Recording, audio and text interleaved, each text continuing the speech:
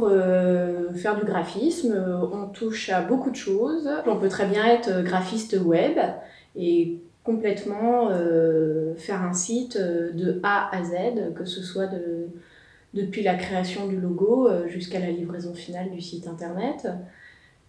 Après, on peut très bien se lancer dans l'illustration, dans l'édition de livres, voilà, de faire du travail typographique.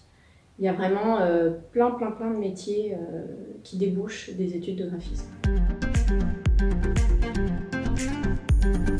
Je fais plutôt ce qui est des logos, des brochures pour mes clients. Je fais aussi un travail à côté pour une boîte de loisirs créatifs qui m'envoie du matériel et je leur fais des créations. Donc ça, c'est hyper sympa, ça garde le côté manuel. Ça ajoute le côté manuel à mon métier, donc c'est très sympa. Et puis sinon, j'ai une autre partie de mon activité où là c'est plus personnel. J'ai créé un agenda organisateur de vie pour gérer notre vie personnelle et professionnelle en un seul endroit. Et ça, je l'ai entièrement créé de moi-même et je l'ai mis en page et je le distribue moi-même. Permettre de travailler de chez moi et d'être là pour mes enfants. Ils rentrent déjeuner tous les midis, je viens les chercher à l'école, après l'école. Et voilà, ça me permet d'être présente et de veiller à leur éducation tout en m'adonnant à ma passion de graphiste. J'ai un parcours, je dirais, un peu particulier puisque j'ai eu la chance de repiquer ma seconde générale. Je dis bien la chance parce que j'ai pas eu la sensation de la redoubler. Parce que en fait, je l'ai repiqué pour faire un bac professionnel au lycée Blanche de Castille au Chesnay. Et en fait, c'était un bac art appliqué. Donc en fait, j'ai fini tout ce qui était matière biologie, latin, économie, voilà, tout ce qui ne me passionnait pas. Et j'ai eu des cours de dessin, d'architecture, voilà.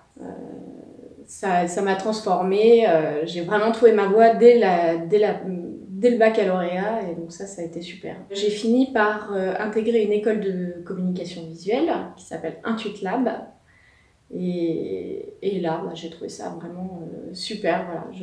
Encore une fois, j'avais trouvé ma voie et ça me dérangeait pas de travailler, de faire des nuits blanches tellement j'aimais ce que je faisais. C'est mon prof de dessin, tout simplement, en 5e, voilà, dès le collège, qui a dit à ma mère que j'avais un don pour le dessin.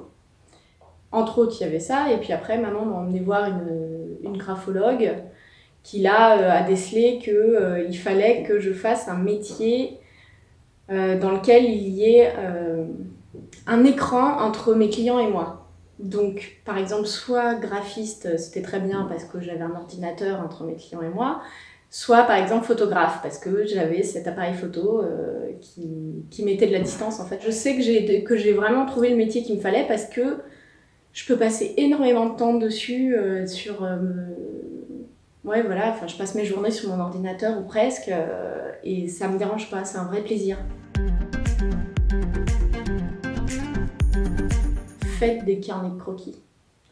Même pour le graphisme, carnet de croquis, le dessin.